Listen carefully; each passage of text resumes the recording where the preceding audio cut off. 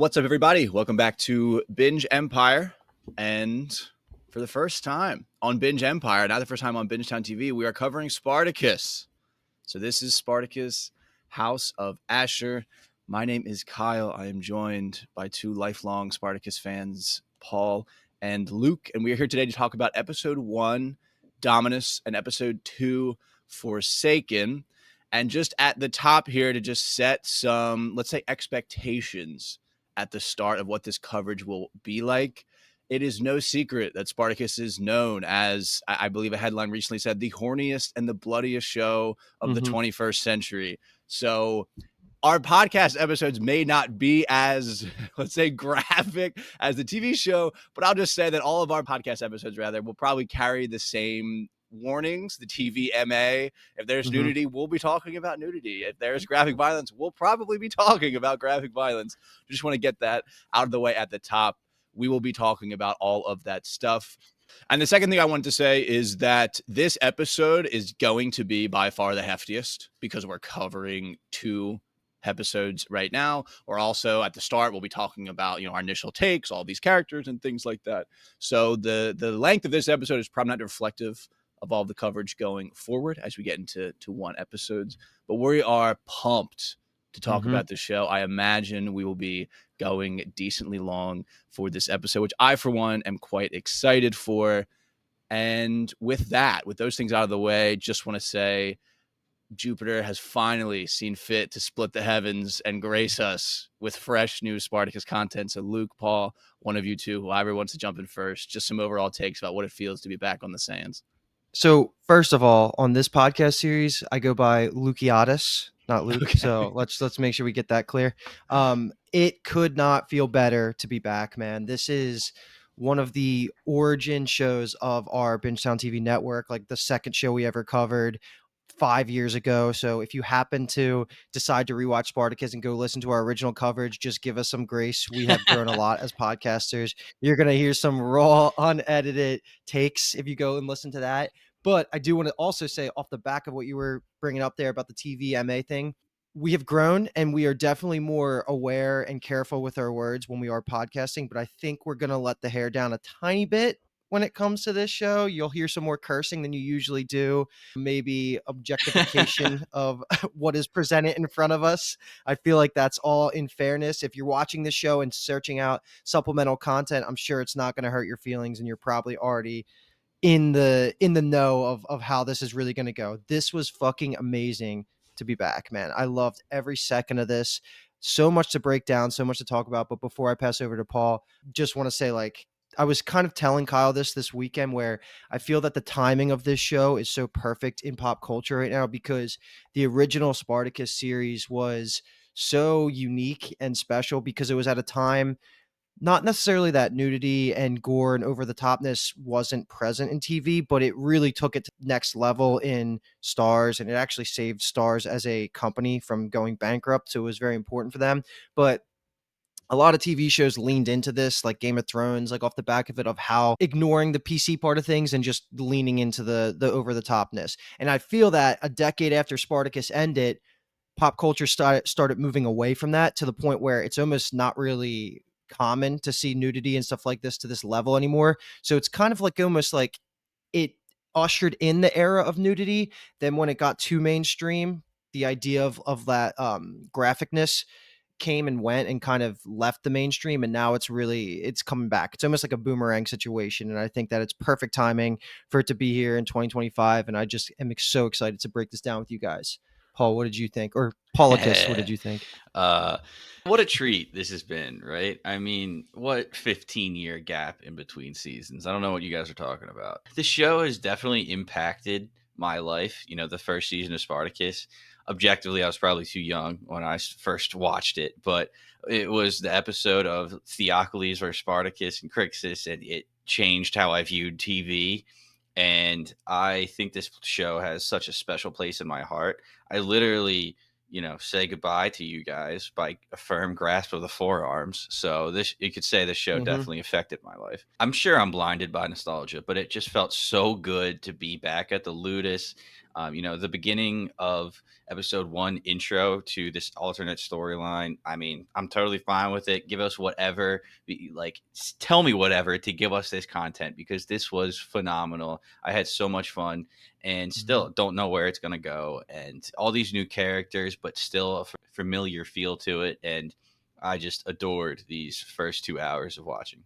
So good, man. That's all I'll say. I just recently watched season 3 and 4 in preparation for this, and man, it just feels the same. Like it's the same show. It's so good, and I can't wait to talk about it. So I guess maybe a little bit another potential reminder at the top here. We're going to talk about things in chronological order, but we'll bucket scenes and conversations together as much as possible, just to talk about things as efficiently as possible. So as Paul mentioned, and as we get started right here, the first scenes that we get are the show kind of setting the foundation for how this show is even happening. How did we get here? Why are we here? So we've got OG series flashbacks, which was so pleasantly surprising in the first minute or two of the show. I was not anticipating that.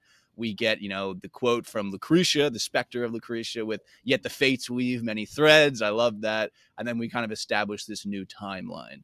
So I'm endlessly curious of what your thoughts were as they just kind of threw us immediately into this. I didn't think we were going to get an explanation. I thought we were just going to be tossed in. So I think the familiar feel was like a good little shove, and like, it was a positive sign that, they're going to try to hold on to what made the show big. Seeing Lucy Lawless there, I mean, hell yeah, just a little cameo. I was so happy even just to get a glimpse of her. So I loved it. I dig it. It's like almost in media res. Like it's giving us Ashur like already at the head of the house and everything. So I think it did a great job of just getting us right into the story. Yeah, Lucretia is my queen. I love her. I love her so much. I'm happy that she made an appearance. I hope that she signs us out of the season too. That would be like cool if we flash back to the underworld and it's her kind of describing what happens. I don't know if either you two know, because I don't. Is this meant to be just a one season show, or is there the open possibility that we get more? And the only reason I'm posing that question, and Kyle, it seems like you do know the answer, is how cool would it be, even if this is supposed to be a multiple season show, like this opens the door to doing more what if stories all along the board for other characters. Like we can have a if Badiatus didn't die in season 1 and tamed Spartacus or whatever, or killed Spartacus, I guess it would have been, and play that whole scenario out. So if this is successful, and it seems like the reviews are extremely positive, like the door is just open for any possibility. But go ahead, Kyle. I don't know any specific plan. I just feel like I've read the language used that it's not going to be a one season thing. Okay. So I don't know what that means for how many seasons, but it seems to be that it's not just going to be a one season, 8, 10, 13. I actually don't even know how many episodes are in it. So I agree with that. And I didn't even think about the fact that like it could technically open the door, to not infinite, but a lot of what if scenarios here for different shows, which would be pretty crazy. But people love this world in this show. So, hey, man, I hope this House of Ashur is successful as possible. And then, maybe we get another one down the line. IMDb does call it a limited series, but we know that doesn't mean anything in the current day. Like Shogun was the same way. Dark Matter was the same way.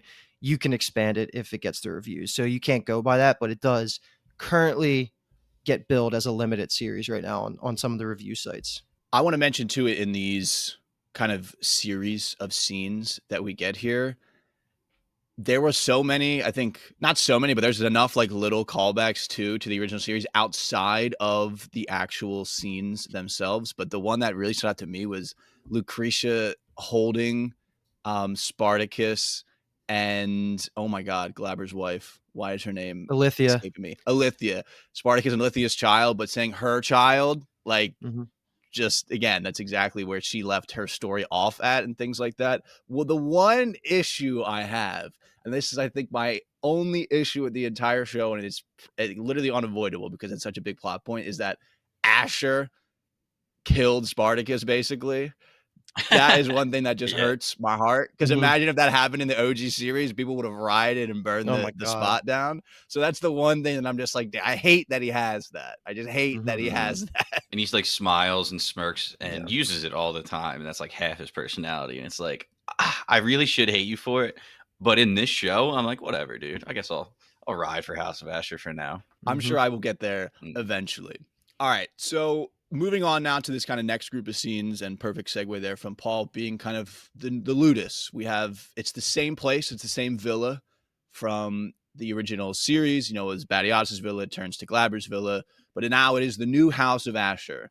So we're getting introduced to a new Doctore. We're getting introduced to a new crop of gladiators.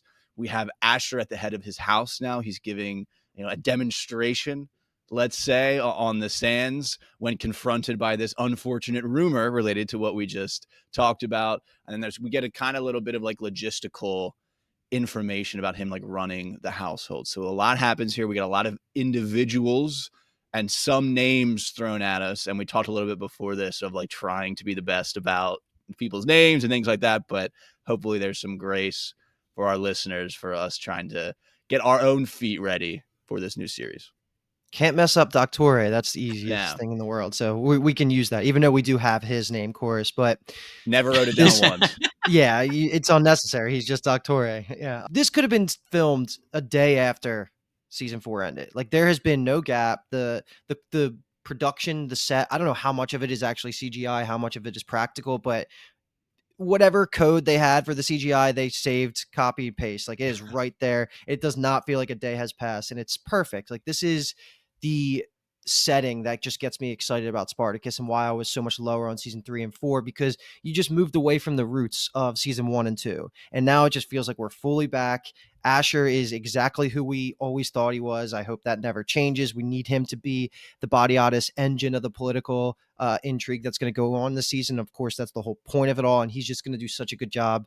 And yeah, I mean, the hardest thing for me right now is trying to decide my opinions on these different gladiators, because of course, I mean, for me personally speaking, we had a huge death in episode 1 that I was not expecting at all. So I don't know whose names I'm going to try and put to memory. I'm starting to form these opinions, right? So it's just going to be fun getting to know some of these people. We're going to lose a bunch on the way. There's going to be horrible, horrible deaths, but hopefully we start to find some studs here that we can latch onto and just root for the whole Yeah. season. Yeah, I'm not forming any connections with too many gladiators just yet because I'm expecting at least like half of them to die. And it's Yeah. the same environment, new cast though, and I think that's the magic of it. Like you were saying, we get to discover these new characters, which is always so fun. But again, just being in the Ludus felt so good. Like Asher wakes up and he is, surrounded by his maids. The Ludus looks exactly the same, and then all of a sudden he's, getting dressed, and Halara is telling him the issues that's going on, and he's trying to come up with the best solution. And this is going to take down the house. We need to come up with an answer. And I was like, this is just Badiatus, totally all over again, waking Mm-hmm. up. We go out to see Doctore, and all of a sudden it's Dijkstra from The Witcher, and the actor's name is escaping my head, but he's in everything now. He's an Outlander. He's just a man. So it was like little bits and pieces of nostalgia thrown in with new exciting pieces of characters that I know from other stuff. So absolutely loved it. And one little talking about, jumping the little exciting tidbits, the first line that they say when as soon as Asher wakes up is, what did Morpheus reveal upon his shores? And I was like, dude, it's the Mm-hmm. Sandman crossover now too. It's just Yeah, it is. it was great. I was so excited this opening 10 minutes. I thought you were going to bring up the "what is beneath your feet" line, because Yeah, that is yeah. just, yeah. And then Asher just absolutely subverts expectations here in the best Definitely. Asher way. Yeah. It was such an interesting balance struck. I think especially in the first episode, maybe slightly less pervasive in the second episode, of we're getting these homages to the original series. Like it feels again like we're saying we're back home, quote unquote, in a way. But then also they're giving us a lot of signs like this is not the same story. It happened so much in this first episode, and obviously around the character of Logus as well. But again, that line of, sacred ground watered with the tears of blood. And he's like, no, Yeah. you simple fuck. Which Mhm. Like, it's Yeah. opportunity, baby, for coin. I This is what we're here for. So it is not the same house. This is not the house of Batiatas. if I was in that gladiator lineup, I totally would have given the wrong answer. I would have said the same thing just because that's what we know. And it's so genius because exactly what you said, Kyle. And I don't think this show would have worked if it still had Batiatus as the head, as Dominus, because he was all about honor, glory, like honoring those that came before us in history and tradition. And he kind of broke from that a little bit. But Ashur is like, dude, fuck that. This is an opportunity to get coin and, elevate your status. And I think everything, to jump forward a little bit with Achillea, that would never have happened with Batiatus because he's like, I never would have, quote unquote, disgraced the honor of the arena by, putting in a woman gladiator and everything like that. But I think it works perfectly in this instance because that's just Ashur. He's shock and awe and doing whatever to get by. And it's a theme that they talk about throughout both episodes. Asher says the word tradition. I mean, it must be 6, Mhm. 7, upwards of 8 times across both these episodes. And what the show has always done so well is ground everything in actual history as much as possible. So the history of where the kind of Roman Republic was at this point is towards, we have Crassus, we have Pompey, we have Caesar. That we're probably about 15-ish years from the first triumvirate, but this is kind of the breakdown of the tradition of the Republic and all of that stuff. So Asher is, looking around and taking advantage of all of those things. And I'm just so excited to see how that continues to show its face throughout all of the episodes. And when this whole scene's going on, like we already talked about a bunch of the important parts here, but of course we have like the not rebellion, but like the acting out of the gladiators who are now almost poking fun of Asher for having the terrible reputation of killing Spartacus from behind, right? Like that's just, I'm sure, going to be a core theme for how all the Romans treat Asher, just how it's been since season 1 of Spartacus. He's always looked down by no matter what. One of my favorite things that gets reinforced here in this scene, which is when Asher loses his shit, goes down and says, prove it, and basically shows how good of a gladiator he kind of was. Something that always gets forgotten is that he was still a solid gladiator, just compared to Crixus, Doctore, Spartacus. He was shit, but he was a brother and he was good enough to just absolutely one-on-one destroy anybody that wasn't trained. And he proved it here. And I really like that. I mean, I already had somewhat respect for his fighting abilities compared to the average person, but I think the rest of the Ludus now does as well. So I'm happy that they showed that scene in the way that they did, where he just drops the sword, he's dodging. That was a pretty cool moment for him. I'm not sure he's going to get a lot of action this season, so it was cool to establish it right there. Yeah, one of the notes I had for this scene is just that Nick Taraby, I might be mispronouncing his last name, but a beast. He's just awesome. He is exactly the same as he was in the original series, like Paul mentioned, or like Luke, you mentioned too. Like this could be literally the next day after filming. He is all the mannerisms, everything is just exactly the same. He has totally donned the skin of Ashur again. And then I think they did a great job in these kind of original Ludus kind of housemaking scenes too. We got a lot of information about the relationship between him and the new Doctore, who also Graham McTavish is his name Of course. in real life. He's also Sir Howard Westerling in House of the Dragon. He's Viserys' Lord Commander of the Kingsguard. His resume is insane, even over the past 5 years at this point. But they just did a really good job of setting up the two of them, especially when they dropped the line that he is not a slave. So he has earned his freedom on the sands. He is a paid employee of Ashur, which creates the situation where they can have this kind of back and forth and where he feels free with his tongue, let's say, to kind of say whatever he's thinking about the business operations, which was also a big theme of both of these episodes. And that's just a great place for the show to be, because Asher's so good in those types of situations too. So always having this presence where they can kind of bicker back and forth and kind of talk these things out was awesome. And then I really wrote down the line of Asher kind of bombs Doctore's kind of initial wound when Asher kills what we later find out to be their most promising prospect. I mean, he sticks out too. The guy was literally gigantic. But when Ashur says, "Let us see our fortunes rise as one and see a path towards less contemptuous relations." So they're kind of on, they're intertwined in this journey in seeing the house of Ashur rise above the lowly station that it currently is. And that's when we get our first OG shake of the series, which obviously we had to make note of that. And right before the Asher says that line, I'm pretty sure Doctore says, like, "I don't like you as a man," and Asher's like, "I don't like you as a man either." But and then he says, "We're intertwined and everything," which again never would have happened with Badiatus. There was a few instances where I was like, Badiatus would never let this slide. But new era, Asher's the head of the house, and he can't be as strict because he's still got to, right now there's like no morale with his gladiators. Like they don't really respect him at all. No. So obviously an issue. Again, another common theme that we will talk about a lot in the episode 2 things. But kind of moving on here within episode 1, we get our first look now at the arena. So we got a nice kind of aerial shot that shows us the burned arena still in Capua. Obviously, it's not that long after Spartacus and Crixus and everybody else kind of burned the arena down.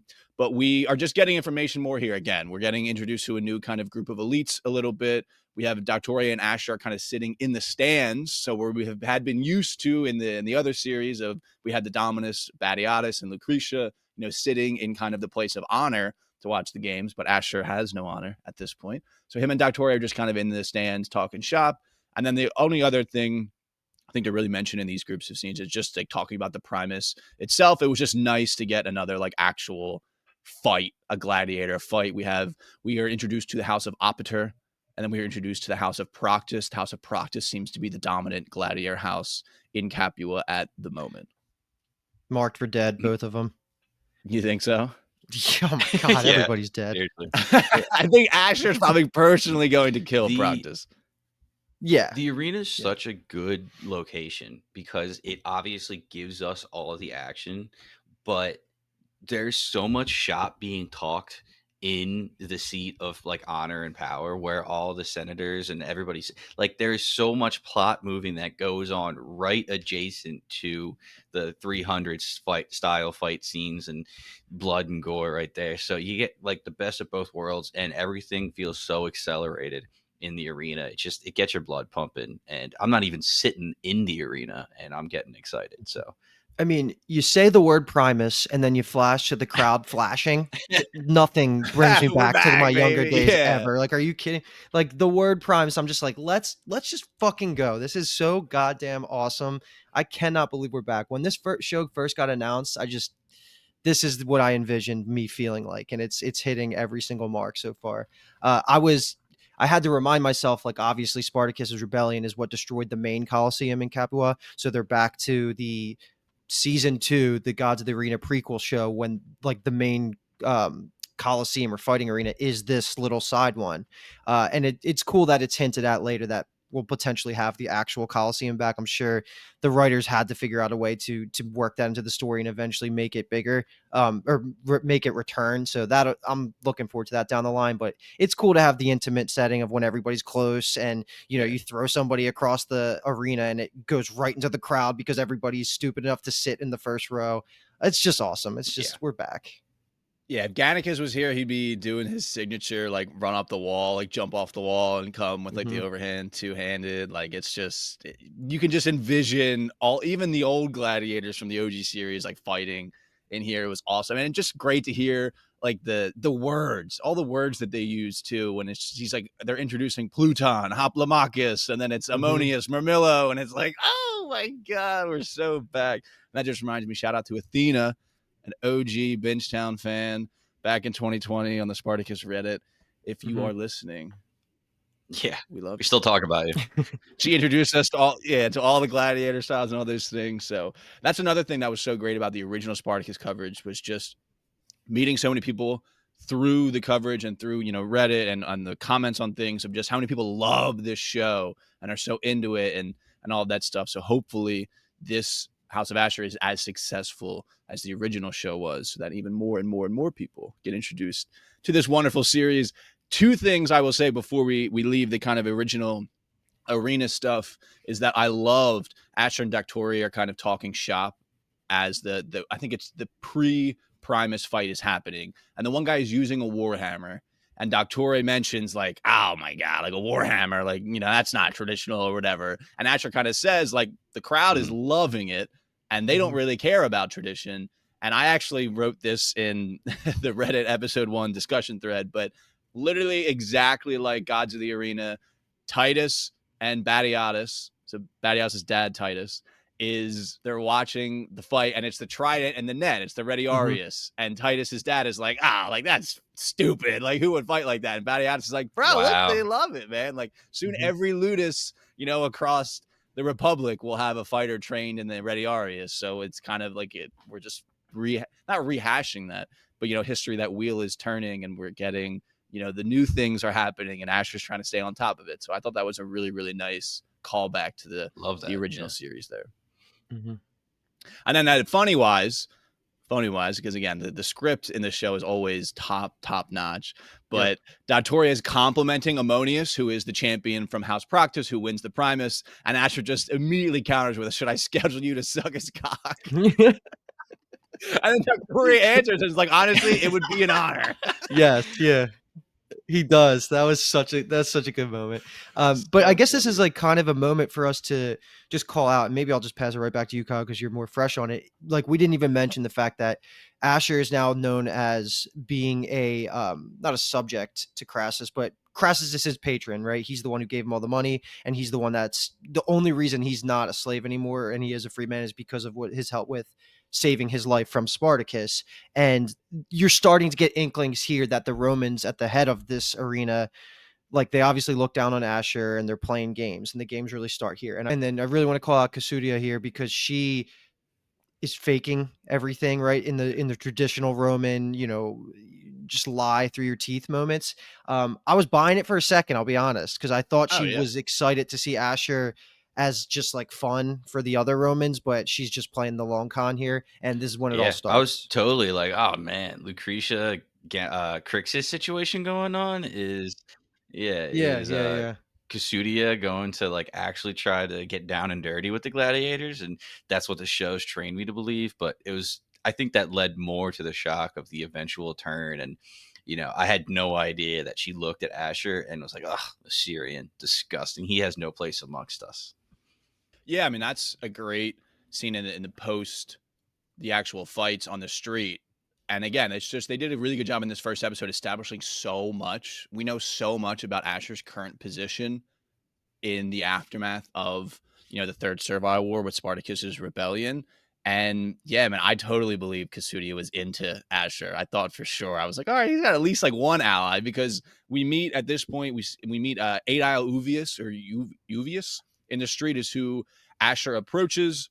We learn here that Ashur himself is proud of the achievements of his kind of service to Crassus, but nobody else really thinks that way. We knew that the gladiators had kind of were not totally buying all of it, because we had the scene earlier, and then we kind of learn here that they just don't really care that Ashur has done that, and they all just still look down on him as a former slave. They look down on him as a Syrian, and that also is going to be a thread that gets woven throughout. You know, Ashur is not going to stand for all these people constantly disrespecting him. Like, he's going to get his through any means possible. Yeah. Main goal at this point, we learn, is that he's just trying to get anything, man. He just wants to get a fight in a game, and he knows that Adile Uvius is the path for that. So we move now from the kind of the fight and the streets of Capua. Now we're back at the villa. We just have a very quick scene that I want to call out. Basically, it's just bath time at the house of Ashur is the way that I have this titled. But it's the same thing that the original series has done so well, and that we talked about a lot in our original coverage. That makes it kind of hard sometimes to podcast about. We have a lot of scenes that are happening kind of at the same time. But they do a really good job here of kind of juxtaposing the conversation that's happening in the villa versus what's happening kind of down low at the ludus. So we just have Ashur, and he has just a very interesting conversation with Hilara about the demands of being Dominus. And then we also have the gladiators then now down in the ludus, and they're just kind of talking about what their kind of position is. And we get really, really introduced to the gladiator Logus, who we know is short for this world, but they kind of strung us along a little bit with this guy. So just kind of two interesting juxtaposed, either way, whatever that word is, scenes. What is Spartacus without some gladiator cock scenes? Like that has to be injected in here at some point. So that's what we got it out of the way. I don't have much to add here because, like you said, Logus doesn't stick around, but he did have a lot of the same qualities that Spartacus himself did. In ways, he also cared a little bit more. He almost like the transformed version of Spartacus, because he also is against, like, he has thoughts of killing Ashur, I think, in a later scene that we're probably about to talk about. So that's maybe that was the showrunners saying, like, this is a different show. We're not following the same patterns here. Throw out all the stereotypes that you have in your head. And I fell for it all. And I thought Logus was going to stick around for at least a couple episodes. Oh, yeah, I got Emily to sit on with me too. And I'm like, dude, this is our guy. This is our new, like, day one. This is who we root for. She's like, yeah, he's hot as hell too. Like, how we can do this. And we'll get there eventually. But yeah, We can do this. I love that. I'm in the arena with him. What are you talking about? But yeah, Halara is a really interesting character because it seems like she's kind of taking on a more Lucretia role, in the sense that, not that she has power within the house, which it seems like she does. She at least can organize, like, the house around, but she is the confidant who Ashur will, speak to and try to get, some type of counsel from. It's more like he's just speaking to her, not looking for wisdom in a response, but she does give it. So she will be very interesting going forward, just given her position. Seems like she's extremely fond of Ashur, to the point where I don't want to say it's love, because it could just be she's worried about her future, because their fates are intertwined, since Ashur is the Dominus. But I love the Lucretia character and the moves that she made, and the way that she was able to wield it. So definitely got my hopes up for Halara there. Off the back of the Halara, there's a lot to talk about with her, more specifically in later scenes, but she is an early favorite for my favorite new character. I think that she's incredible. And those listeners out there, we throw morals out the window when it comes to Spartacus. So I'm not viewing anything through the lens of who's ethical and stuff like that. That's not even a consideration in this show. So I'm in for some of the evil people, and I feel like she started flashing some of her scheming, mostly in episode 2. But we'll talk about that more later. I'm a huge fan of her so far. I think it's going to be such an interesting storyline too, from the perspective of Ashur, and they comment on this in episode 2. Gabinius, I think, specifically comments on this, is that Ashur was a slave, and now he is the Dominus who owns slaves. And I just think squaring that is going to be this kind of constant nagging thing, in a way. I think specifically through Halara as a character, because, like you also said, Paul, there is this weird almost tension in that, like, is it love? Is there any level of, like, affection, or is it purely this transactional relationship between them? And she is kind of this amalgamation of, she's Lucretia, but she's also like Navia and Melita, and she's kind of the head house slave. So she has a lot of power that way, but not nearly as much as Lucretia obviously had as the Domina. And it's just going to be really, really, really interesting to see how her kind of character and her kind of own motivations, I think, evolve specifically throughout the series. And I can't leave, I think, these two scenes specifically without mentioning, we talk about Batiatus in this scene, and just the quote of Batiatus, ? The man stood constantly pressed, believing the gods themselves spread cheeks for frequent ramming. And it's just like, yep. He always talked about it. They know their audience. They know who they're writing for. I re-listened to our coverage of Spartacus season 1 and then Gods of the Arena, and I don't remember if it was in Gods of the Arena or not, but someone mentioned that Batiatus talks about cock so much, but it's always metaphorical. It is never about, like, actual physical genitalia. It's just always in a metaphorical sense, specifically around the gods just kind of pissing on him. So I specifically around Jupiter. Yes, I just love that they threw that in there. So good. And yes, 100%. I walked away from these scenes thinking, like, all right, Logus, what are we going to get into here, boss? Like, we can get after it. I really like that they introduced this kind of concept And how much will they talk about it again? Who knows? But they talk about there's rumors that Spartacus may still be alive. So it's just interesting. Like, again, we're getting these like real waves and like consequences of what happened in the original series. What happened in this kind of rebellion. Not unreasonable to think, especially at that time, the way that word passes, that like people would believe maybe that Spartacus is still alive and would be inspired still by his example. So I just like that. All right. So now we get into the Tournament of Power is essentially what I have this here. They kind of just decide, all right, if we're going to get a lick at the games, we need to decide who in the world is actually going to represent us, because Ashur killed the most promising prospect earlier. So why not episode 1 to introduce us to all these gladiators as well? What a great way to do this. We just have a little Tournament of Power. We don't see a ton of fights, but we just kind of get introduced to some guys here. I think the important thing, too, is that we learn that Logus is the one that wins, so he kind of comes out as the most important. But as Luke mentioned, and I mentioned, he's not really long for this world. So not sure entirely how much we want to get into this, but it was very cool. I love the idea. Let's just call out that the other main gladiators, as far as we know, the father-son duo, because I'm only calling that out because the father has apparently like a reputation in the past of fighting in the arena and stuff like that, and he is the one that makes it to the finals. So I think we just want that out there. The son's ambitious, he cares about honor and actually like winning in the arena. The father seems like a pretty happy-go-lucky guy. I'm gravitating towards him, but that's usually bad in Spartacus, so keep that in the back of your mind.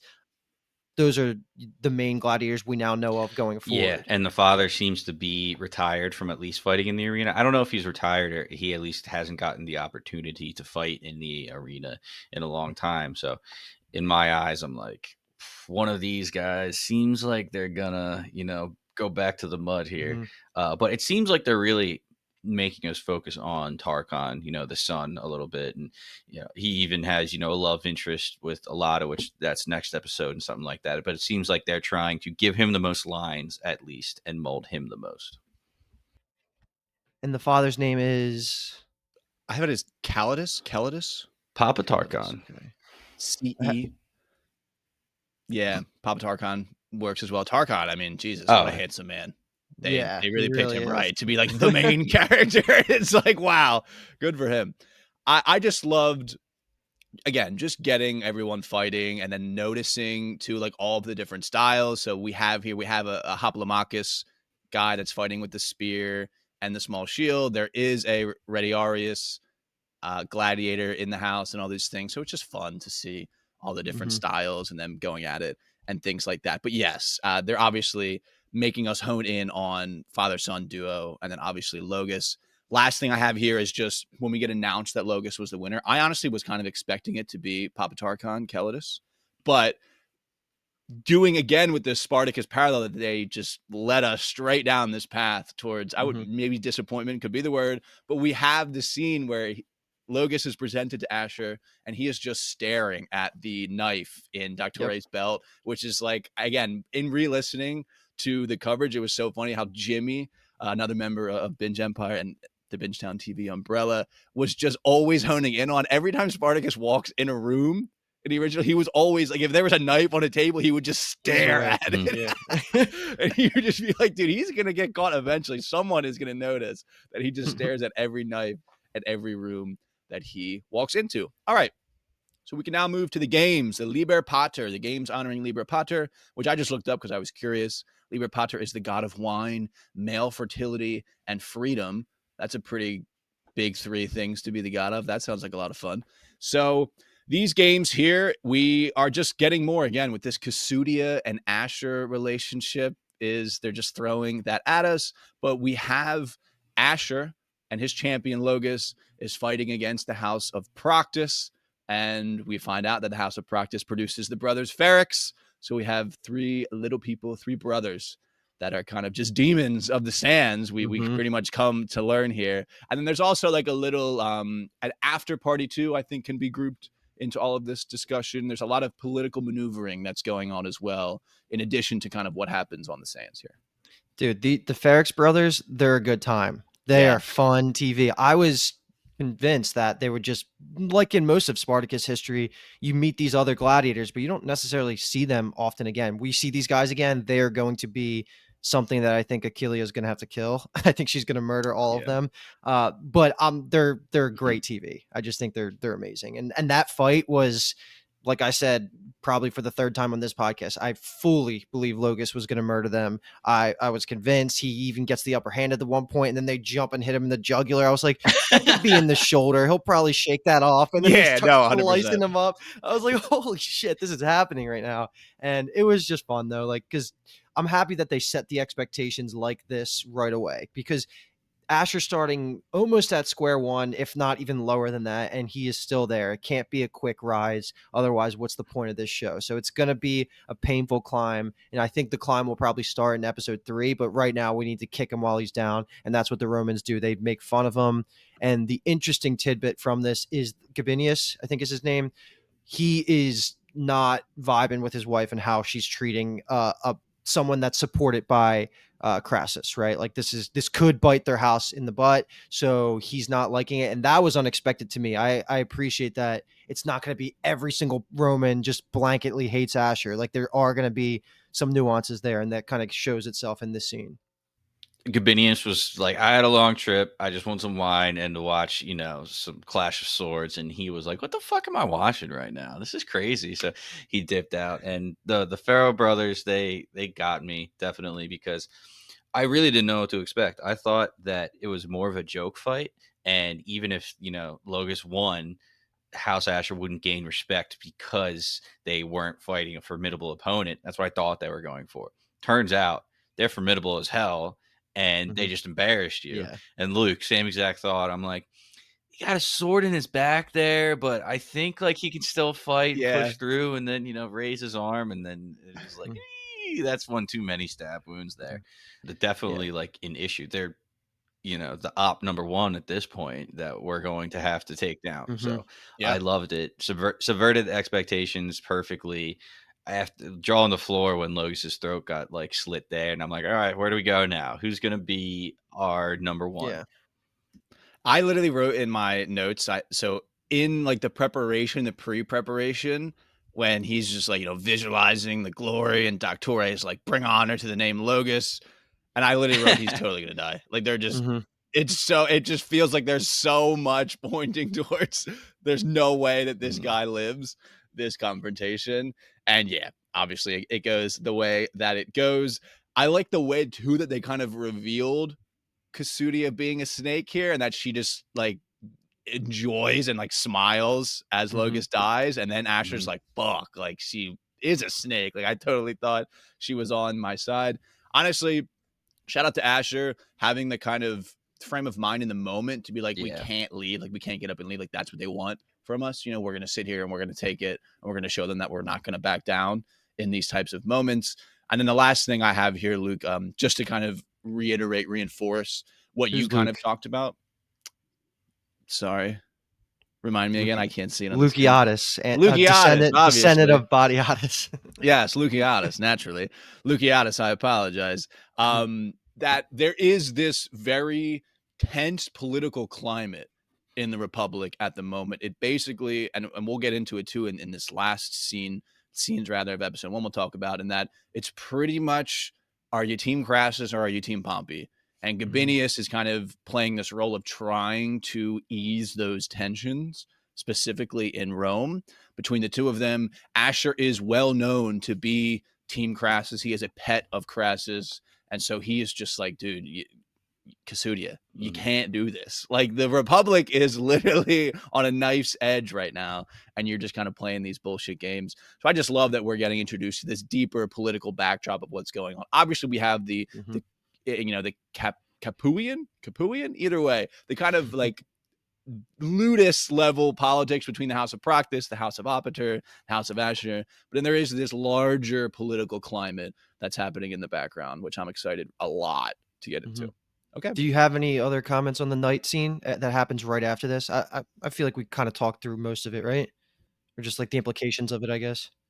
There was I think, not necessarily a turning point, but I liked the kind of Ashur and Doctori kind of level of agreement, where Ashur, they're talking about how, Proctus kind of pissed on them a little bit even in the interaction with Uvius, and Ashur kind of mentions, I really long for the time where I could just kill someone when they were disrespecting me like that. And Doctori's like, yeah, I agree. Like that was a good time. So maybe something like for them to bond over in the future. But this is also where they get the idea of the novelty. Maybe that's their intro. That's kind of their foot in the door into the games is the novelty, which then is these last kind of groups of scenes in season 1 is them searching out that novelty. So there's just a little scouting trip we have here with Ashur and Doctore, and they run into, as fortune would have it, a potential diamond in the rough here with Neferet, aka Ashur eventually dons her, gives her the name Achillea. So this is just the combination of them kind of finding her, the situation on the docks, and then we have the situation, the big situation that happens back at the villa. This is such a good parallel with Crixus's recruiting back in season 2. And I thought, I didn't know how they were going to make it so that a female gladiator was going to be the face of House of Ashur, but it couldn't be better written and more organically fitting of the plot that this is so perfect. I think this is genius. I am fully in for her story. She almost works as like a Crixus hybrid with Spartacus himself. She's going to have a lot of layers that we're going to peel back because you see the stuff with the history of like her, like the onions. Like onions and ogres and Crixus. Yeah, she's got a lot of layers. And you could just tell by the scars on her hand. Don't know what that's about, but she's going to have some flashbacks that we're going to get, or at least use like her history is going to matter in some important way. All in on this character. I'll save most of my thoughts for when we're going through episode 2, because that's when we really flesh out her personality and how she fights and all that good stuff. She's great. I mean, you can tell by some of like the movements when she swings the sword that she really hasn't had that training, but she is just so naturally gifted in fighting that you can it's a blank canvas that Doctore can just have his way with and eventually create a champion. So I feel like we're going to be able to have so much fun watching her evolve, just like Spartacus, having trouble in the beginning with, fighting against even some of the worst gladiators in the Ludus, but the future's wide open. And we'll get to a later scene at the end of episode 2, but they do such a good job of writing to just make you lose hope, and then at the last second give you a glimpse of hope where it's like, oh my God, this could be amazing. Yeah, I just think that this obviously was like, quote unquote, the elephant in the room for the series itself. That was the only kind of negative backlash. I mean, whatever, typical to be expected. It's funny to think that, people were like, oh, this show's gone woke or whatever. But, if the original came out now, people would say that about Barca. Yeah. When Barca was an amazing part of the original series, same thing with Agron and Nasir and all those things. So that's whatever. We're obviously never going to get into things like that. But like we mentioned, it was so perfectly grounded within the framework of the show, the situation of the show, the environment of the show. It was just so well done. I also love that Ashur even kind of says to Doctore, because Doctore is pissed about this too. He's like, I mean, what are we, a joke? Like, what is up with this house? Like, there's no way this can work. But Ashur even mentions, and he had firsthand experience, as we've seen through the original series, of there was a lot of badass chicks that rocked with Spartacus. There was a lot of chicks that got down and dirty in that fucking rebellion. So he is obviously of a mind where like chicks can fight, man. Ashur's an asshole, and he obviously treats women very terribly, but he at some level has some respect for their ability to fight, depending on the situation. So who knew that Ashur was going to go woke? And Achillea, the goddess of death, is such a badass accolade. Like, are you kidding me? That's such a cool name. It's going to be fun to watch her actually earn it, because she's been bestowed it, but she's obviously going to have to earn it. And then the only other things I will say, maybe one or two things maybe combined into one. I just love Ashur talking to her when she has the chains around his neck. And she's just kind of saying, like, I won't die a slave to men like you. And he kind of just says, we're all slaves to those with means and position who move us upon board as pieces of game. And he kind of just, puts this idea into her head that if she fights, she can win her freedom upon the sands. I do have a sneaking suspicion that it's going to end somewhat similarly to kind of Batiatus, Spartacus, the kind of Gannicus thing, where like, is Ashur, if she gets to the point where she can earn that freedom on the sands, is Ashur actually going to let that happen? I have my doubts about his willingness to let that she happen. starts, bringing coin to the house Asher, he's not just going to let that go. Of course not. So, and I was a little, I don't want to say upset, but I was like, if she just choked Asher, her dominus, I feel like there would be some repercussion. So I was a little upset that, like, even she wasn't like put in, solitary or whatever the hell they have for punishment in the cellar for like a day or two. But then I was like, Asher is in the mindset that his back's against the wall. He needs this to work. This is his golden egg, basically, and he doesn't have the morale of the gladiator, so he's got to get at least somebody on his side. So that's why he's, quote unquote, going easy on this rebellious act, I should say. The other thing too, I was going to mention that this was a very, and again, we'll talk about this a lot as we enter episode 2, but the first kind of inkling we get of the Hilara rather, another interesting aspect to her. She feels obviously threatened by the presence of Achillea in the Ludus, taking Asher's eye, maybe a little bit of affection, potentially away from her. And then great way to end the episode, just the knee, the dominus, the name of the episode. And now we can move into episode 2. So episode 2, Forsaken. It's kind of a new day now in Hate the Ludus. RP Wheel of Time. Yeah, some PTSD reference to Wheel of Time, one of our favorites on Binge Empire. If you're a Wheel of Time and Spartacus, hell yeah. So episode 2 kind of opens with a new day in the Ludus. So we just have Achillea being introduced to actually all of the gladiators at this point by Ashur. We have Achillea is getting a fight, so she fights Tarchon, and then we have a little discussion. Again, this is going to become a theme. We have many of these discussions, but Doctoria and Ashur are just kind of talking. Doctoria is anti-Achillea. Ashur just kind of convinced him, dude, it's okay. Like, this is what's going to go happen. Yeah, Papa Tarchon, I feel like, is just going to be the voice of reason for everybody there. Just like, hey, keep your head on your shoulders, just basically do your duty and stuff like that. Because Tarchon is obviously not exactly thrilled about fighting Achillea and everything like that, and that's why it just gives me red flags, man. I'm just nervous that he's gonna bite the dust suit. And what's his name? I like Papa Tarchon as a name, but I feel like he deserves an actual name. So I have it written as Celadus. So Celadus. Gotcha. Celadus. Yeah, I mean, the smartest one in the room. I don't know how long they'll last. If anything, it should be Celadus Jr. Yes, for Tarchon, not Papa Tarchon. Yeah. Is how it really would. Yeah. They just say Tarchon so much. Mm-hmm. They say his name so often, and they don't call Celadus ever. So it was just kind of, it's so much for note-taking purposes. Yeah, like that was how it had to go. Yeah, 100%. And I think my one takeaway from these groups of scenes, maybe 2 of them, it's just we're getting these breadcrumbs that Achillea doesn't want the shield. She doesn't want to fight Murmillo. Doctoria is really pushing it. We'll see how that changes in the future to kind of maybe play to her strengths a little bit more. And then I just like the content of Ashur. He's just flying by the seat of his pants at this point. He's like, yeah, we'll get a spot in the Ludi at Palinara. It's like, it's fine. I'm working it. Like, don't worry about that. Like, you worry about getting ready for it. I'll worry about us getting in the games. Mm-hmm. And then he thinks at the end of this is kind of, maybe it's a glimmer of hope. It's potentially a message from Crassus, who he's been trying to reach and hasn't been getting an answer from. But it turns out it's actually a message from Gaius Julius Caesar, who has given them an unsavory task. And as Caesar is Crassus's will and voice, as we learn, kind of that happens in the original series due to the death of Tiberius, Crassus's son, they have to listen.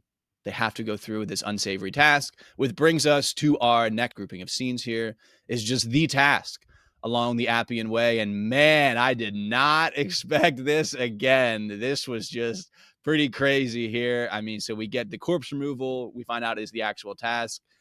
We get respect on our boy Gannicus, which is well-deserved, and I'm very happy that we had this. And then we have that snake Proctus arrives towards the end and gets some taunts and jabs in, along with the brothers Ferrex. Yeah. No notes.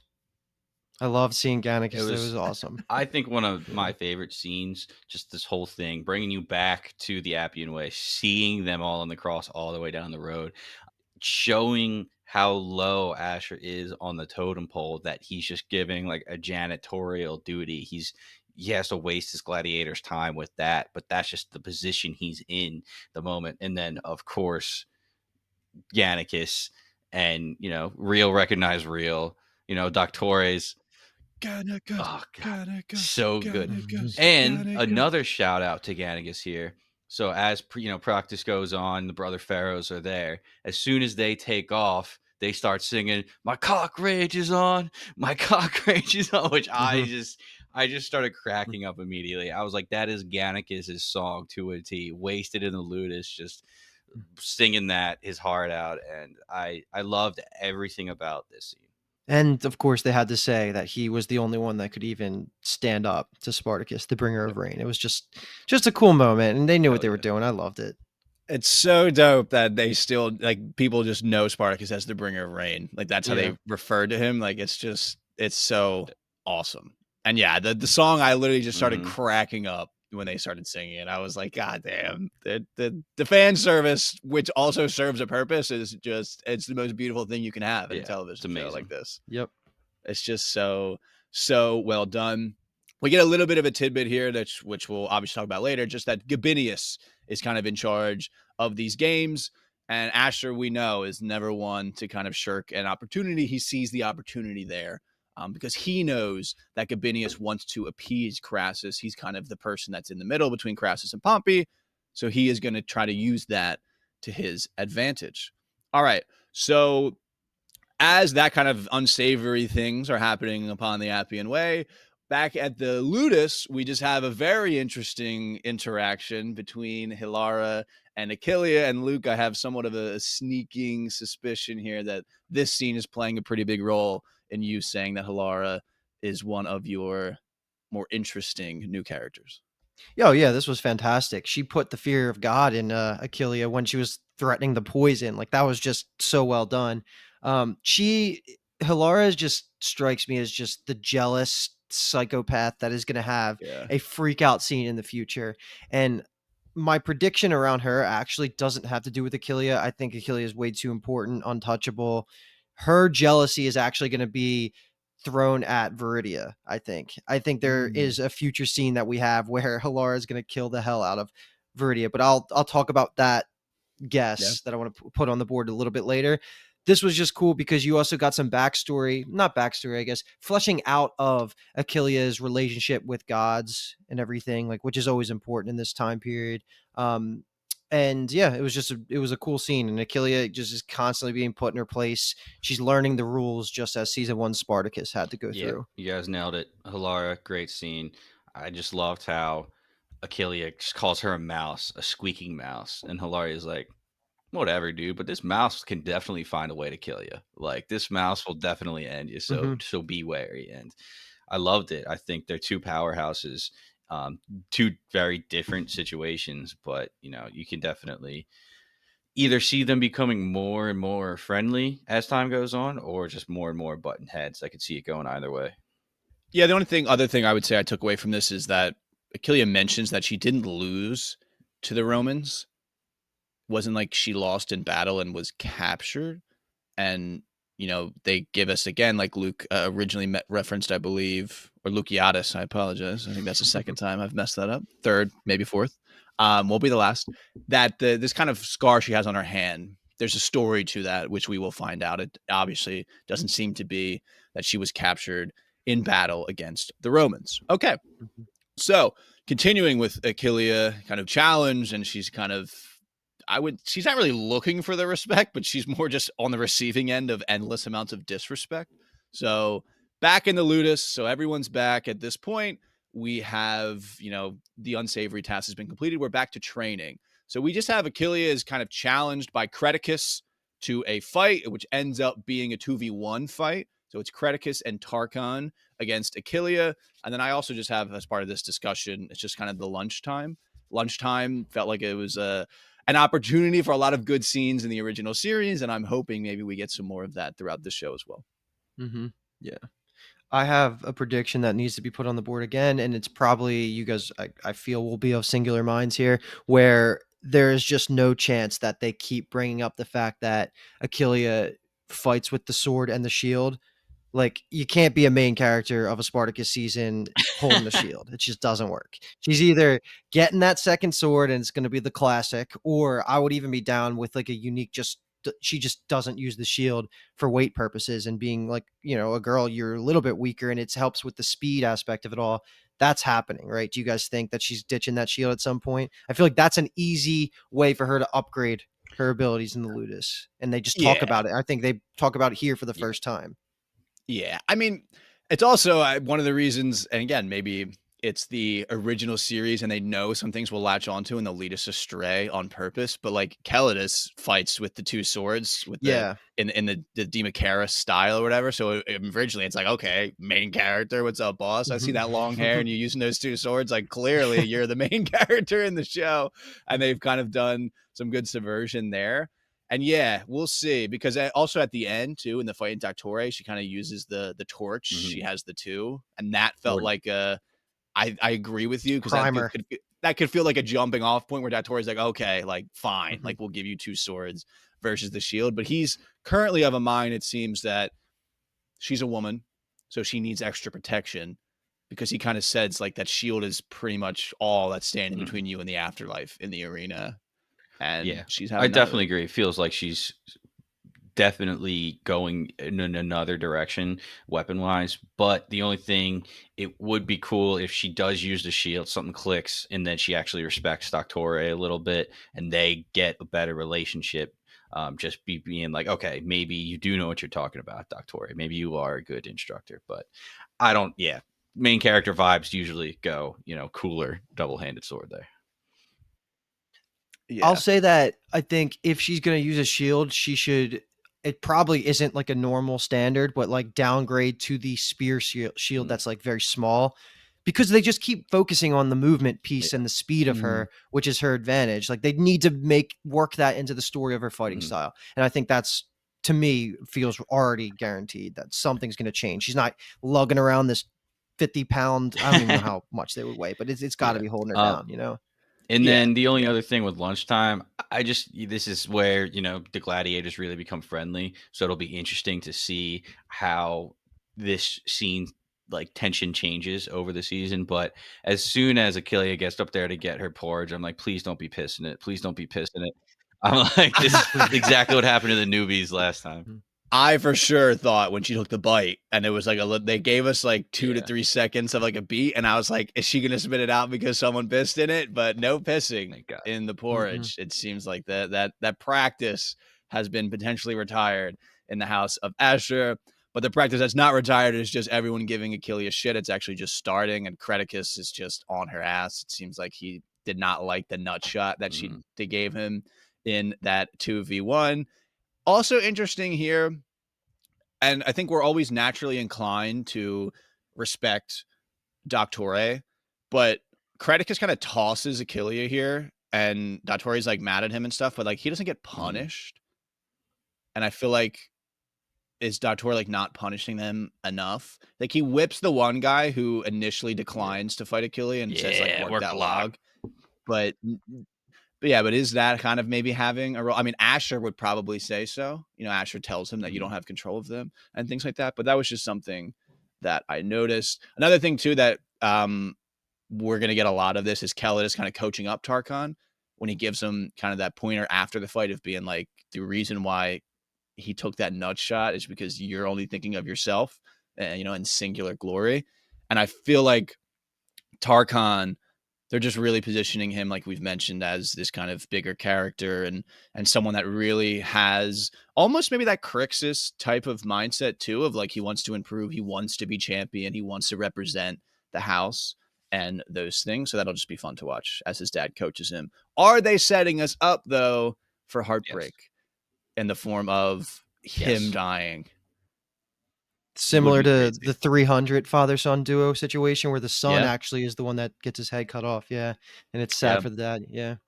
Could be something to be sad about. Okay. So the next thing I have here, additional bath time into this episode. And this is just highlights continually this relationship between Doctore and Ashur. They are not necessarily on the incredibly unequal footing that we experienced between Dominus and Doctore in the original scene. They are much closer to equals in this relationship. They're bathing together, they're drinking together, and they're having kind of this more of a back and forth type of conversation, which I just thought was interesting to I note. love this. You know, Mhm. it was short, but of course, Doctor is freaking out, like, dude, I can't do this. What situation you put me in? And Asher says it in more words, but he says, just get in the bath, calm down a little bit, and then maybe we can talk this out. Which our new Doctor is so different from Anime's in the sense that we would see Anime's angry, but we wouldn't really see him like lash out. And also, Anime's he's so honorable in the sense that he knows he has a duty that like he doesn't drink. And meanwhile, this one is just like, give me the wine, fine, I'll indulge heavily in it Mhm. just because I need it to calm down, as well as being in the same bath as Asher in the first place. So definitely different relationship, as you've been saying, Kyle, that we have to get used to. But I honestly like it. It adds more, unknown to where the conversation may go. I believe the Yeah. exact line is wet cock and douse Yes. inferno Yeah. with wine. It's just like so good. And then along that line too is just when they get word that a messenger has come from a Gabinius. I just love that Asher just walks right out of the bath and just receives this stranger messenger, like full cock frontal noodle, Mhm. frontal nudity. Like, what's up, bro? What Mhm. do you got to say to me? Yeah. It's just like Yeah. so funny to me. And I mean, I feel like we just keep going with it because all that message is just a recruitment for a dinner. And Asher is hype, but in back of my mind, I'm like, Yeah. anything could be happening here. You know, you could even be murdered. You never really know. So he just gets excited. Halara, I think, is a little excited because she's excited when Asher's excited. So like that's all happening. And I think while he just gets ready to head out, while all the gladiators down in the first floor start partying, right? Like that's kind of what happens here. They come to this agreement a little bit. Asher Dattore. Asher's like, just give them wine and whores, and Mhm. that'll like bring them all together, and it'll be fine, and it'll assuage any of these perceived infractions, let's say, to their honor that they've been experiencing, and we'll just reset here at the villa. This great example of these kind of scenes that happen at the same time. So we have the gladiators are enjoying the things in the Ludus, and then we have Asher on his way to Gabinius's villa. I think we just take everything Asher and First, Gabinius to yeah. start. Yeah, and then we end on all of the gladiator things. So I love these scenes. These are some of the greatest scenes that Spartacus as a show can give us. It's just this politicking, this maneuvering, and all of that stuff. So we're just we learn a little bit more about Casudia and Viridia. I think Luke, you're going to talk about a little bit that Viridia and potentially Asher relationship there. And then we just have a really good conversation, I think, between Gabinius and Mhm. Asher at the end of this. The Viridia stuff, I'm telling you, like I'm pushing all my chips in. This writes itself that they're clearly smitten with each other. Viridia's point of view, it's almost like respect and love for what Asher did by murdering Spartacus, who slayed her husband. We found that out, and then he just thinks she's beautiful, and now he knows that she's single. There's just no way that doesn't start to develop. And when Halara gets a hint of this, the scene is in my head when she just murders her. Mhm. Like that is happening. I'm pushing all my chips in on that. If that doesn't happen, I would be shocked. I just feel like that is the way that this all plays out because Halara is already jealous of Achillea and stuff like that. Asher is not even showing any sort of romantic interest in. When she sees how he looks at her, it's going to be like Lucretia Crixus level of jealousy that we're going to get, like primal stuff, and I'm excited to see that all play out. I do like Viridia as a character. I think she has potential to be very interesting, and my hatred is just continuously growing for the mom, the wife. Casudia. One more time. Casudia. Yeah. She's starting to be public enemy number Mhm. one, I think. But this is just like you said, Kyle. Good politics. We have Gabinius playing the game of wanting to use Asher to get some truth out of him, and then ends up even just like still poking at him like all the other Romans are doing, but in a different way here. They talk about Glaber, which is just classic Spartacus. You need to bring him up at some time and they're shit talking him, which is just hell yeah. Like we love to hear that. But this was a really good scene to end episode 2 with to get us hyped for how Asher's storyline with the other Romans is going to start developing Yeah. down the line. Yeah, I think your Viridia and Hilara thing is also especially interesting because Hilaria specifically warns Asher about Casudia Mhm. before he goes. And I would think it's interesting, to think unbeknownst to her, it's actually probably Yeah. Casudia's daughter that she Yeah. should be more concerned about. Yeah, and even when Viridia's in the bath, Kasudia, that's when she can speak freely, and Kasudia is like, "Yo, screw this Ashur guy, stupid Syrian thinks he's on the same level as us." So when she's really behind closed doors, she drops to the side, and you see what she really feels, which is obviously we knew she dislikes Ashur, but she actually really freaking hates him, and Asher was just brave Mhm. as hell to come here in the first place. Like Luke, you said, when he got the invitation, it could be anything. It could be there going to get murdered. But obviously, he likes the opportunity that's presented in front of him. But you never know where these conversations with the high ranking officials are going to go. Like they're going to put on the friendly face when you get there. They're going to do the etiquette. They're going to do the pleasantries, but their true intentions will come out. And I know you guys haven't read it, but just coming off of The Will of the Many, big book talk book right now, same exact thing. You respect the etiquette, you respect like the ranking, and you have this fake smile on, but you have so many hidden tensions behind, and it's just such a fun game to play. And Asher maneuvers it, masterfully, but even he kind of got caught at the end when he starts speaking his real thoughts towards Gabinius, and he's letting his anger kind of seep through. Doesn't exactly end well. It ends better than I thought it was. Gabinius was kind of like, "Oh, like you put that very well. Now get out of my face." So I don't Mhm. think it went well for Asher, but it could have gone a lot worse. And I think he got a little. I think Asher did Oh get a yeah. little respect from it, I should say. I think for sure. Yeah, I loved the Gabinius and Asher entire conversation. Gabinius this just makes some really interesting points to Asher too, and where he kind of tells him, and obviously the flowery language that they use of like, bro, like you are trying to straddle a line that is pretty much Mm. unstraddleable. Like these people will never respect you, and you have been doing things to make that happen. And A, it's not working, and B, it'll pretty much never happen. And then they kind of shift a little bit of the conversation towards like the more unsavory things that he's done, which I thought was almost in a way of like I thought maybe Gabinius was almost like propositioning him of like you should probably maybe go back to that aspect of things, and Mm. that might work better for you. But it's interesting because he, he knows Asher is anti his own wife. So like it's not like he's encouraging him to like kill his wife or Right. anything. He might Like be. She I seems mean, like the maybe. worst. I mean, She she is seems like the troublesome. worst. She is troublesome to Gabinius' own efforts, especially this reconciliation. So I just thought that that was like a quite interesting conversation. There felt like there was a lot of innuendo that was Yeah. happening. But then the cold water gets doused on it at the end, like Paul mentioned, when Gabinius basically says, like, I love when Gabinius like explodes and he's like, flattery is worth nothing to people with coin and privilege like I have. Like, I'll have from you what no one is like ever willing to give, and it's just like honesty.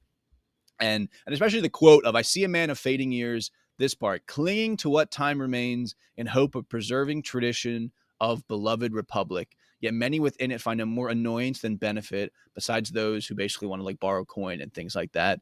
Again, this is just like this idea of tradition, this idea of like the breakdown of these kind of lofty Roman Republic ideals that's happening in the background of this show with, Crassus and Pompey and Caesar. And then we're kind of eventually moving towards this triumvirate. And then eventually it moves towards, the civil war between Caesar and Pompey and Caesar and then Augustus and all of those things. And I personally am just like loving that they're throwing all of these things at us and that stuff. So I just couldn't have enjoyed this any more. I mean, it's so unbelievably good. And I can't wait to see what Asher's next steps are, because he obviously feels personally aggrieved, I think, directly from Gabinius.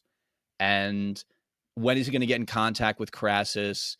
Is he going to move against Gabinius at all? Or is he going to maybe work with Gabinius in any type of way as Gabinius's knife? I mean, it seems like Gabinius maybe needs some things done, and that can't be done out in the open because he's kind of positioned himself, it seems like, to be this a little bit of a mediator between these two kind of large factions within the Republic. So, man, we'll just see.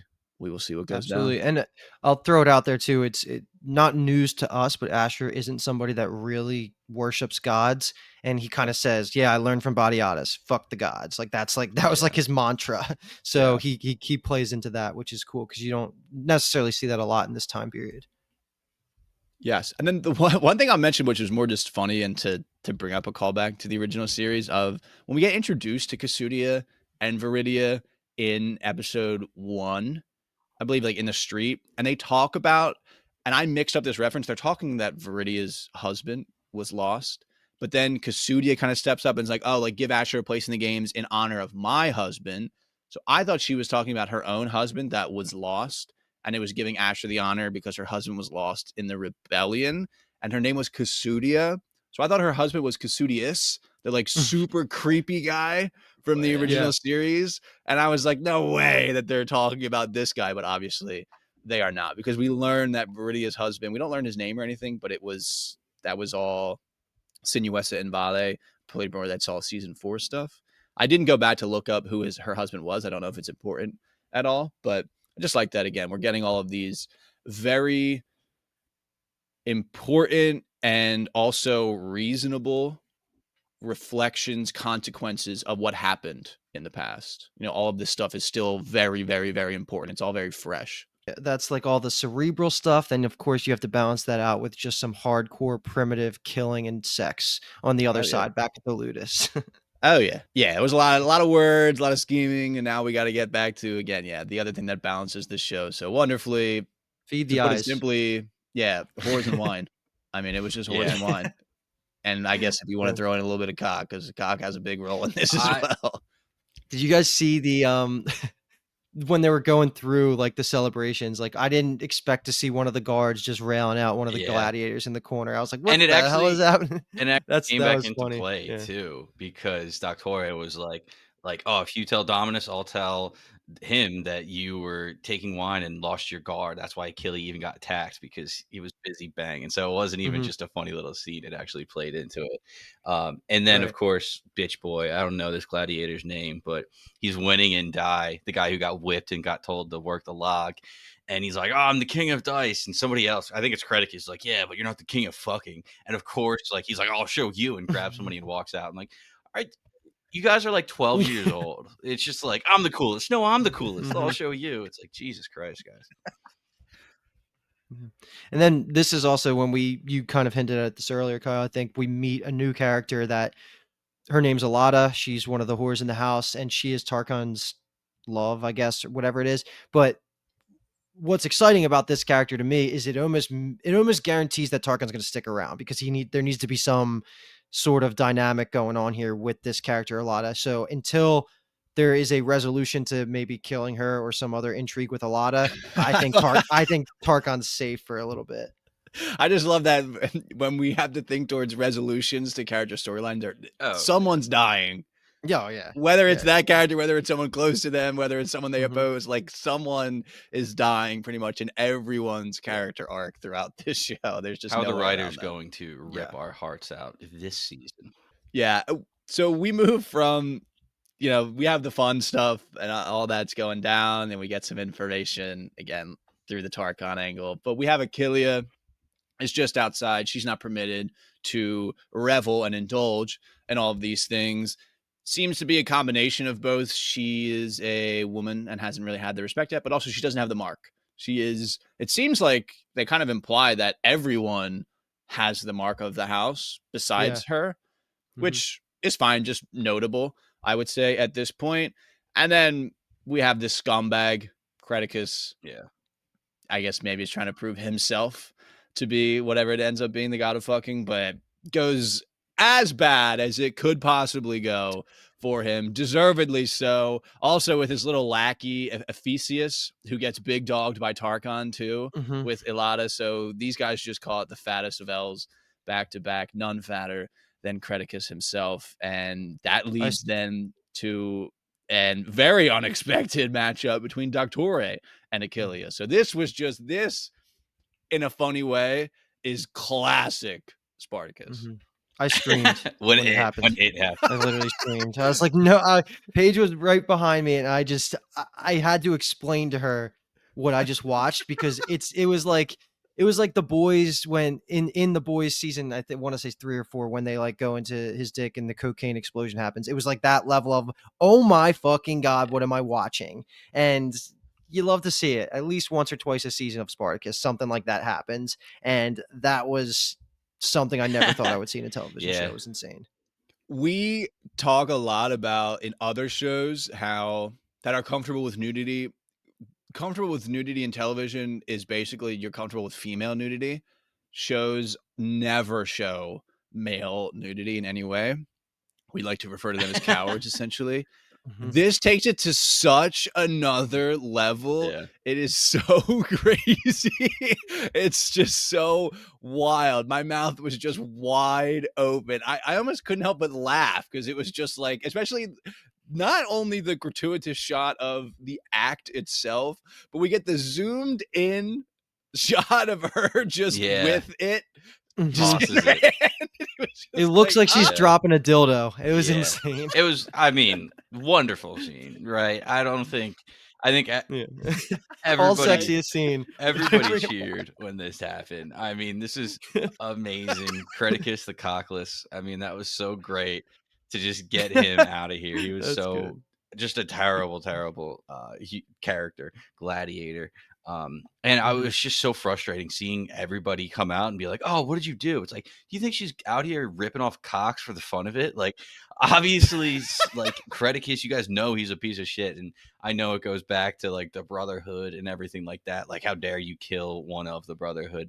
But it was just like so frustrating that Doctore didn't even question at all. He didn't even say like, "Oh, why did this happen?" He just goes, "Oh, you did it. Now we're fighting."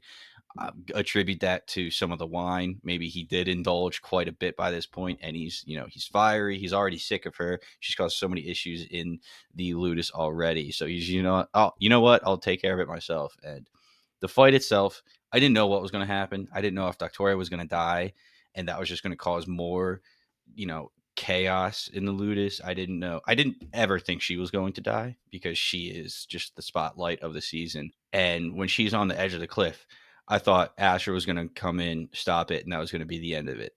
The fact that she did make him bleed, she drew blood, and that is the most respectable thing you can do to Doctore. And he goes from "I'm going to kill you right now in front of everybody" to "Nobody's going to fucking touch this woman because she is our hope and future." I thought it was an insane moment that it literally happened where she cut him, Mhm. but we didn't even realize what that meant until a little bit later, like a minute or two later, when he finally sees it. And it kind of makes you feel like, Thanos, when he touches it, he's like, I'm basically like, what do you mean you're making me bleed my own blood right now? So phenomenal scene. I loved it. I Yeah. loved it. I like that she immediately ditches the shield Yeah. in the fight. Like she was training with the shield and she uses the shield against Credicus and Ephesius, but she knows the deal. Like if she's fighting Datori, she just no qualms about letting that thing rip. She has the torch, like we mentioned, that seems to be potentially foreshadowing what her fighting style could be. Another interesting foreshadow of what happened to Credicus is that when she's initially paired with him, I believe either earlier in the day or the day before, and he says something, about his cock and pissing and whatever on her. And then she says to him, "Do you borrow cock to do so?"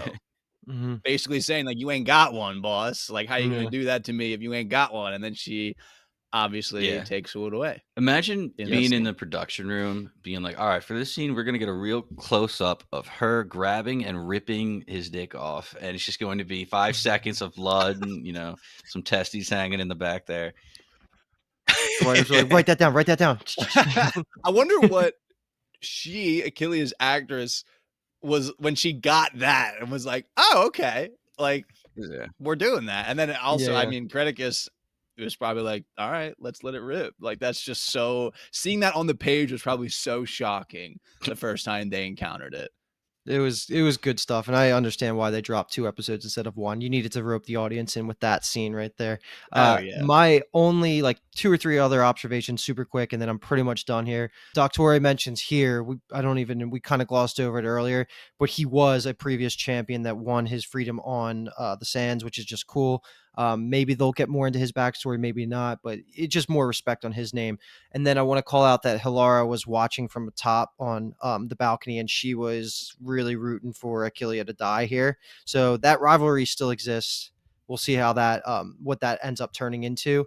And then the last thing I just want to say, which it gets me hype every time I see it, is I love when even if the cliff isn't Yeah. important, it's still brought into the scene. It adds more tension, and like you even got to see a side of it. It's just a cool concept of them training with that openness there, because at least once a season, usually somebody gets thrown over there, whether they're Alithia hiding a body or like, Spartacus kicking somebody down there. Like it's always a cool feature of the Ludus, but absolutely fantastic first 2 episodes. I don't even care what like other people are saying about this, because I'm extremely satisfied from this, and it's all full steam ahead. 2 for 2 in my opinion for these episodes and this start to House of Ashur. Couldn't agree more. One also additional aspect that I don't think we talked about to this Hilara Asher, Hilara Achillea thing is that the other house slave, I think her name might be Messinia. She seems to be like in Yeah. love with Hilara. Right. And she seemed to The be third, yeah. happy, yeah, that Achillea survived and was like given a new lease on life. So that's just, she might be the real mouse that It's could be true. plotting some potentially interesting things there. I mean, I gushed over these 2 episodes the entire time. I had so much fun. I'm looking forward to pretty much everybody's storyline to see where they go.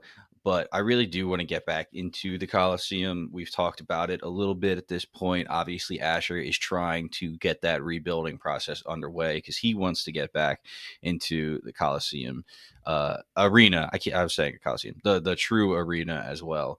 And I don't know, are we gonna see a cleanup scene? Are we gonna see a skeleton in the stone walls of the arena from season 2 instances? I don't know. So Mm, um I just they have that'd so be many cool. callbacks to the original series. They're giving the fan service, but they're keeping it fresh while keeping the nostalgia. I just think this has been executed perfectly. Again, couldn't agree more. The one thing I think moving forward, and it's probably a combination of like 2 to 3 things I'm trying to group into one thing, is this idea of the breakdown of tradition and kind of etiquette almost within the Roman Republic society, headlined by the Crassus and Pompey rivalry, and how that's related to the conversation that Gabinius and Asher have of like where Asher moves the House of Asher forward. I don't think the show is ever going to be Asher in the like box of just like dominus of the ludus and all he cares about is the gladiator stuff. Like I feel like the Caesar giving him that task upon the Appian Way, and then the conversation about Asher being a knife and why have a knife if you don't use it is we're probably in line for more of those types of things. That like Asher's going to almost play this dual role of he's the dominus of the ludus, but he's also still the knife, and like all of the things that he did for kind of Glaber and Crassus, or I guess just Glaber rather, in the original show, and then like adding in the element of bringing the gladiators along with him and how the gladiators feel about doing those things. I'm just like interested in that kind of whirlwind of concepts together because some of them like Tarchon, Calidus, I would assume maybe Achillea eventually, like they don't seem like they'd be too down with getting their hands dirty with what Asher might require of them and Stuff things like like how that. So Barca would be like a hand yeah, for Badiatus in the past. Yeah, I feel yeah, you. Yeah, so I'm just interested to see how all of that stuff kind of manifests together. something to look out for. Okay, I did warn us off the top that we were going to be a little bit less PC, a little bit more unhinged because it's Spartacus. So we're going to end Are we this bringing with it Oh my a, back? god. yes, a very, very quick bang, kill, marry. And we're going to do this.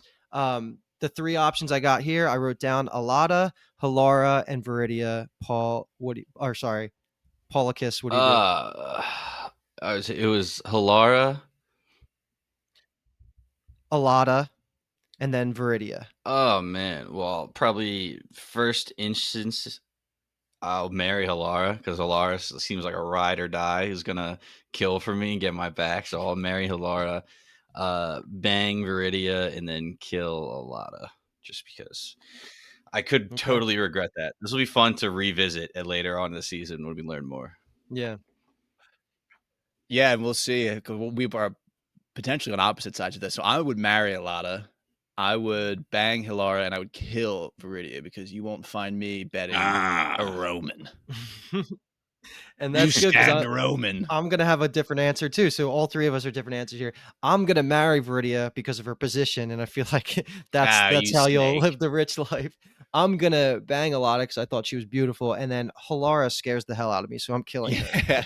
Yeah, she is on that seems crazy hot scale. And Yeah, yeah, the look that she gives a lot is like, whoa, but yeah. also, her face is like, whoa. So Hmm. we'll see where she ends up landing at the end of her journey on that crazy hot scale because And if it could be a lot more towards yeah, crazy. and if that's your first time hearing us do a bang kill Mary, Ooh. men are not off the table. They will be options for the Oh next yeah. couple episodes. So Paul, Paulicus, your goal is for next episode to have 3 ready to Oh go for the yeah. end of the I episode. mean, I'm Tarkon's not gonna including sweep. him because everybody's gonna marry him. With those eyes, are you Yeah. kidding me? Yeah, Yeah. exactly. All right, what a way to end our return to the sands, to the arena in Spartacus, House of Ashur. That was episodes 1 and 2. We will be back each week for each episode. So we'll be back next week with episode 3 here on Binge Empire. And we kind of throughout this kind of mentioned, we dropped the name Bingetown TV, we dropped Binge Empire. So Binge Empire is just one part of the Bingetown TV kind of podcast network. The other major part of Bingetown TV's coverage and shows that we do is The Core. So that's where we cover everything that's on Apple TV. Right now, we are covering, and you would hear the Lukiadis and Paulicus covering along with just Jimmy. I don't think Jimmy has a Spartacus name at this point, Jimmicus. Covering Pluribus over on Apple TV. So if you're enjoying that show, then you should definitely go check that out. We also are currently covering on Binge Empire, I believe Welcome to Derry. We will also be covering Fallout on this same exact podcast feed. So just be sure to check out the other coverage that we have. And then another kind of show within the Bingetown TV umbrella. I'm just going to tee this up now. It's coming in January. Is our Unreal podcast. It's just one word, Unreal. We're going to be covering The Traitors over on NBC's Peacock. And I will be on that coverage. So that's why I'm shouting it out right now. But also, that just gives you a taste that we do a lot of stuff here. So we are more than just House of Ashur. And if you like the coverage, I'm sure you will like those other coverages. And then a great way to interact with us, to join the conversation, to talk about your favorite characters, maybe answer the Bang Kill Mary that Luke Iadis just presented us is to join the Discord. So discord.com/ I believe Bingetown TV. Also, the links should be in the episode description for this. Join that and join the conversation. We're talking about House of Ashur. We're talking about Pluribus. We're talking about Survivor. We're talking about pretty much all TV that's happening at any moment. There's nearly 600 people in there. So you will find like-minded people to just talk about the TV and the movies that you like.